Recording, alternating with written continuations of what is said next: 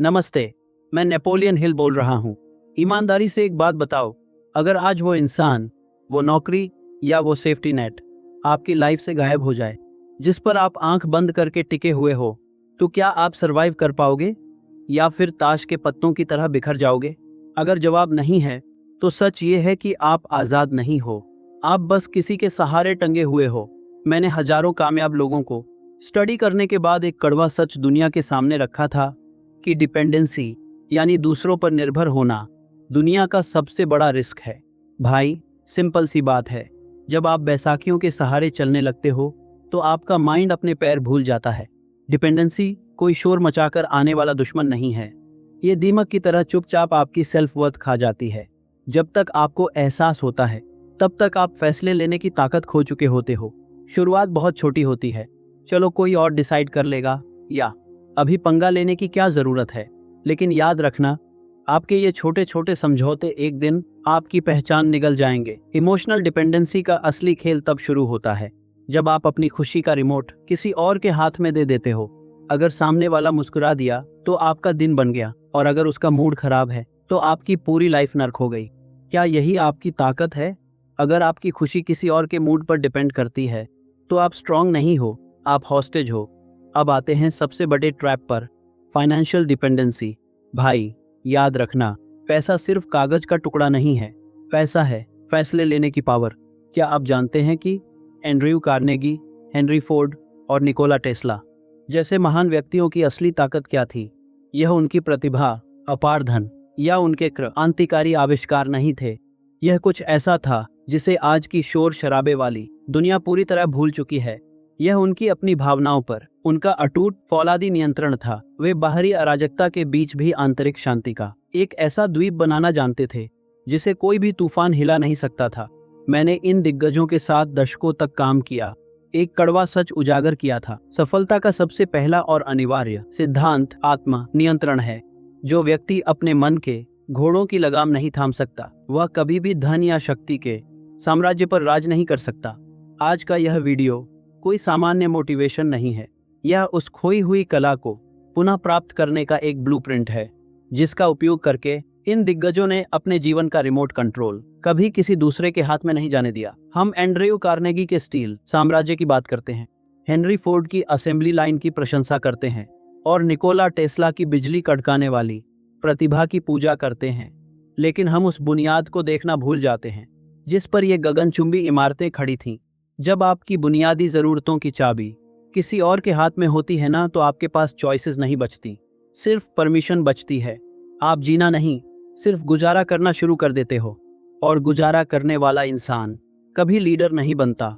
आज एक छोटा टेस्ट करो, अगला कोई भी फैसला चाहे छोटा हो, बिना किसी से पूछे लो। डर लगेगा, लेकिन यहीं से सेल्फ रिलायंस की ट्रेनिंग शुरू होती है। मैंने सालों पहले ये सच देख लिया था कि ज्यादातर लोग अपने सपनों का गला सिर्फ इसलिए घोंट देते हैं। यह बुनियाद ईंटों की नहीं, बल्कि इमोशनल मास्टरी की थी। मैंने अपना पूरा जीवन इन 500 सबसे अमीर और सफल लोगों के रहस्यों को खोजने में लगा दिया।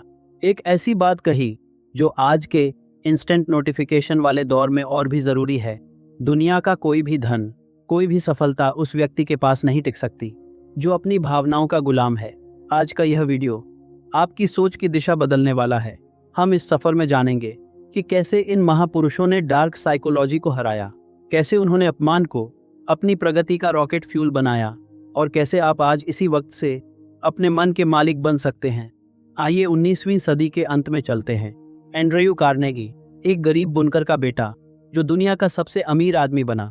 लोग सोचते थे कि कार्नेगी को स्टील की गहरी समझ थी, लेकिन कार्नेगी खुद कहते थे, मुझे स्टील के बारे में उतना नहीं पता जितना मेरे इंजीनियरों को पता है, लेकिन मुझे उन इंजीनियरों के मन को संभालना आता है। कार्नेगी के जीवन का सबसे काला अध्याय होमस्टेड स्ट्राइक था। उनके सबसे भरोसेमंद पार्टनर हेनरी क्लेफ्रिक ने मजदूरों पर गोलियां चलवा दी थी। कार्नेगी उस समय स्कॉटलैंड में छुट्टियां मना रहे थे। जब खबर फैली तो पूरी दुनिया ने कार्नेगी को दुनिया का सबसे क्रूर इंसान घोषित कर दिया। समाचार पत्रों ने उनके कार्टून बनाए, उन्हें राक्षस कहा। जरा सोचिए, अगर आप कार्नेगी की जगह होते, आपका सबसे करीबी साथी आपकी पूरी प्रतिष्ठा मिट्टी में मिला दे, तो आप क्या करते? शायद आप गुस्से में चिल्लाते, उसे तुरंत बर्खास्त करते, या प्रेस कॉन्फ्रेंस बुलाकर सफाई देते। कार्नेगी का भावनात्मक रिमोट उनके पास था। उन्होंने महीनों तक चुप्पी साधे रखी। इसे इमोशनल डिफर्ड एक्शन कहते हैं। उन्होंने अपने गुस्से को ठंडे बस्ते में डाल दिया। उन्होंने विश्लेषण किया कि अगर वे अभी फ्रिक को निकालते हैं तो कंपनी डूब जाएगी। उन्होंने तब तक इंतजार किया जब तक स्थिति उनके नियंत्रण में नहीं आ गई। गुस्सा करना कमजोरी की निशानी है। गुस्से को पालना और उसे सही समय पर दिशा देना महानता है। कार्नेगी ने अपने अपमान को एक्शन में नहीं, एनालिसिस में बदला। अब बात करते हैं उस आदमी की जिसने दुनिया को पहियों पर खड़ा कर दिया क्योंकि उन्हें अपनी फिक्स्ड सैलरी या सो कॉल्ड सिक्योरिटी खोने का डर होता है, और यही डर उन्हें एक एवरेज, घिसी पिटी लाइफ जीने पर मजबूर कर देता है। लेकिन इससे भी खतरनाक है डिसीजन डिपेंडेंसी। हर बात के लिए दूसरों का मुंह ताकना। आप धीरे धीरे अपने ही दिमाग पर भरोसा करना छोड़ देते हो। बॉस क्या कहेगा, सोसाइटी क्या सोचेगी, माँ बाप क्या बोलेंगे। इसी अप्रूवल के चक्कर में एक दिन आप खुद से ये पूछना ही भूल जाते हो कि मुझे आखिर क्या चाहिए। याद रखना, आज़ादी कोई आपको प्लेट में सजाकर नहीं देगा। आज़ादी वो डिसिप्लिन है जिसे आप खुद अपने लिए चुनते हो। हेनरी फोर्ड के बारे में एक मशहूर किस्सा है जिसे शिकागो ट्रिब्यून का मुकदमा कहा जाता है। एक अखबार ने फोर्ड को अज्ञानी कहा। फोर्ड ने उन पर मुकदमा कर दिया। अदालत में वकीलों ने फोर्ड का मजाक उड़ाने के लिए उनसे सैकड़ों सवाल पूछे। अमेरिका का राष्ट्रपति कौन था, क्रांति कब हुई। फोर्ड को कई जवाब नहीं पता थे। वकील हंसने लगे, लेकिन फोर्ड शांत थे। उनके चेहरे पर न गुस्सा था न शर्म। उन्होंने कोर्ट की ओर झुककर कहा, मेरे पास मेरी डेस्क पर ऐसे बटन लगे हैं जिन्हें दबाकर मैं उन लोगों को बुला सकता हूं जो आपके हर मूर्खतापूर्ण सवाल का जवाब दे सकते हैं। मैं अपने दिमाग को ऐसी जानकारी से क्यों भरूं जो मुझे मेरे लक्ष्य किफायती कार बनाना से दूर ले जाए। इसे कहते हैं इमोशनल सेलेक्टिविटी। फोर्ड ने तय कर लिया था कि वे किन बातों पर अपनी मानसिक ऊर्जा खर्च करेंगे और किन पर नहीं। क्या आप भी हर राह चलते इंसान की राय पर अपना दिमाग खर्च करते हैं? यदि हाँ, तो आप फोर्ड के उस सिद्धांत को भूल रहे हैं जिसने उन्हें करोड़पति बनाया। जरा उस टैलेंटेड बंदे के बारे में सोचो जो दिमाग से तो तेज है लेकिन हर छोटे फैसले के लिए अपने बॉस की शक्ल देखता है।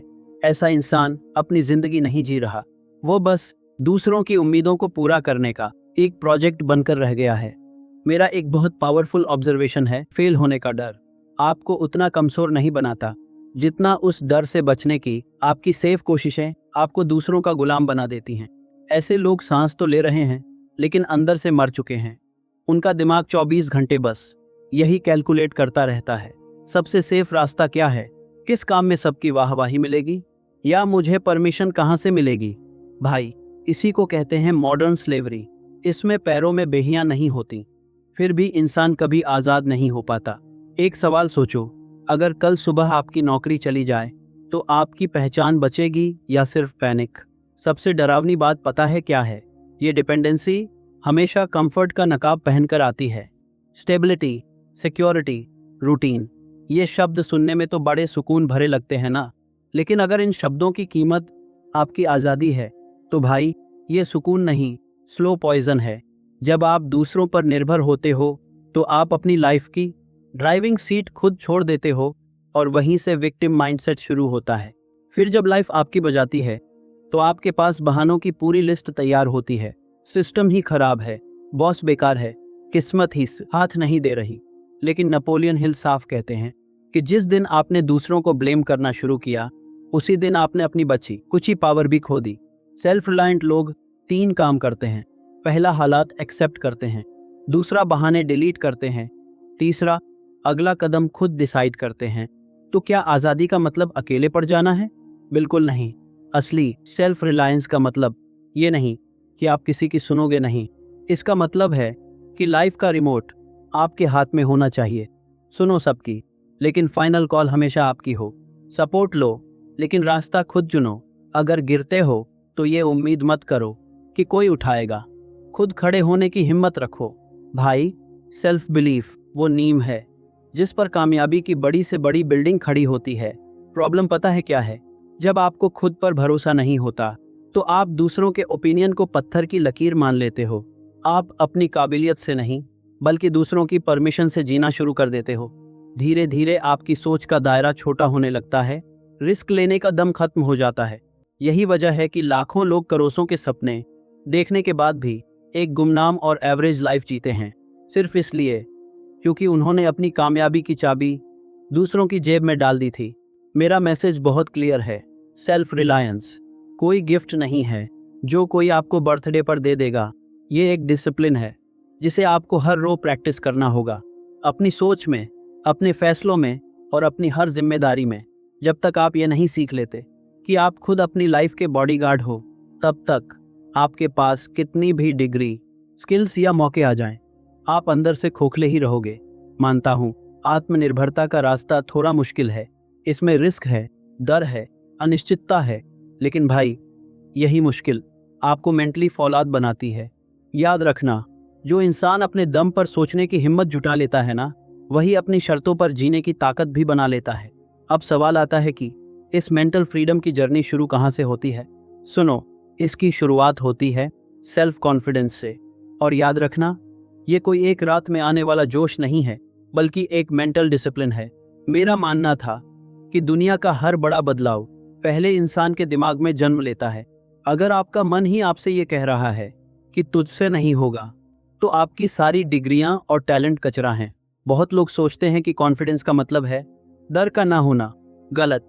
कॉन्फिडेंस का मतलब है हाथ पैर कांप रहे हैं, डर लग रहा है, फिर भी आप सीना तान के खुद से कह सको कि कोई नहीं, मैं संभाल लूंगा। और ये पावर सोचने से नहीं, एक्शन लेने से आती है। जब आप रोज छोटे छोटे फैसले खुद लेना शुरू करते हो ना, तब आपका सबकॉन्शियस माइंड ये मानने लगता है, हाँ मैं काबिल हूँ। आपका असली इम्तिहान तब नहीं होता जब सब आपके लिए तालियां बजा रहे हों।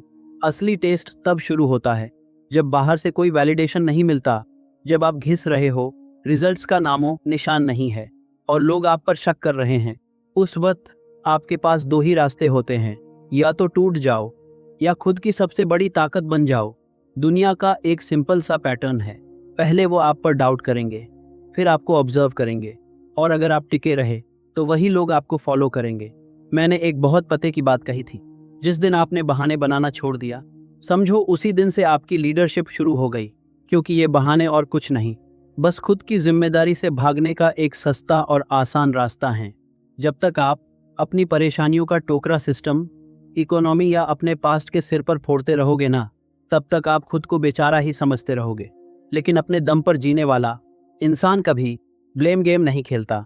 उसे पता है कि दूसरों को दोष देने से हालात नहीं बदलते, सिर्फ वक्त बर्बाद होता है। वो रियलिटी को एक्सेप्ट करता है, लेकिन उसके आगे घुटने नहीं टेकता। देखो, जिम्मेदारी लेना थोड़ा अनकंफर्टेबल होता है, क्योंकि इसका मतलब ये मान लेना है कि आज आपकी लाइफ में जो भी कचरा फैला है, उसके जिम्मेदार कहीं ना कहीं आप खुद हो। ये बात सुनने में कड़वी लगती है, आपके ईगो को छुपती है, लेकिन भाई असली ग्रोथ इसी कड़वाहट से शुरू होती है। इस माइंडसेट को डेवलप करने का एक बहुत ही प्रैक्टिकल तरीका है, जब भी कोई प्रॉब्लम आए तो दूसरों की तरफ उंगली उठाने के बजाय खुद से एक सिंपल सा सवाल पूछो, अभी इस वक्त मेरे कंट्रोल में क्या है? याद रखना, लाइफ में चाहे कुछ भी हो जाए, हमेशा कुछ न कुछ ऐसा जरूर होता है जो आपके कंट्रोल में होता है। फिर चाहे वो आपका रिएक्शन हो, आपकी मेहनत हो, या उस सिचुएशन से मिलने वाली कोई सीख। जब आप इस सवाल को अपनी आदत बना लेते हो, तो आपका पूरा माइंडसेट ही बदल जाता है। फिर आप इस पर फोकस नहीं करते कि दुनिया क्या कर रही है, बल्कि इस पर ध्यान देते हो कि आप क्या कर रहे हो।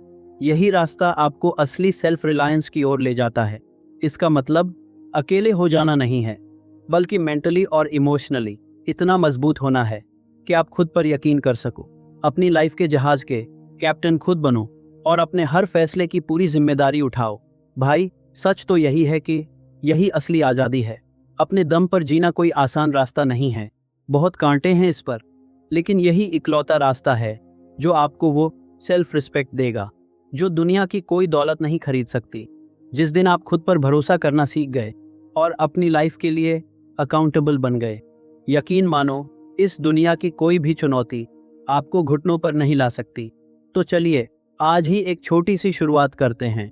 खुद के दिल पर हाथ रखकर पूछिए, मैं अपनी लाइफ की कितनी जिम्मेदारी खुद उठा रहा हूँ, और हर दिन अपनी आज़ादी और अपने कॉन्फिडेंस की तरफ बस एक छोटा कदम बढ़ाइए। अगर आपने नीचे कमेंट में आज का एक डिसीजन नहीं लिखा, तो ये वीडियो सिर्फ मोटिवेशन बनकर रह जाएगा। अभी लिखो, आज मैं अपने दम पर यह फैसला लूंगा और हाँ, अगर इस वीडियो ने आपकी सोच में एक चिंगारी पैदा की है तो कमेंट में लिखें चैलेंज एक्सेप्टेड। तो चैनल को सब्सक्राइब ज़रूर करें और इस वीडियो को लाइक करें, क्योंकि हम यहाँ केवल वीडियो नहीं बनाते, हम लीडर्स बनाते हैं। आपका यह छोटा सा सहयोग हमें आपके लिए ऐसा क्रांतिकारी ज्ञान लाने की प्रेरणा देता है। धन्यवाद।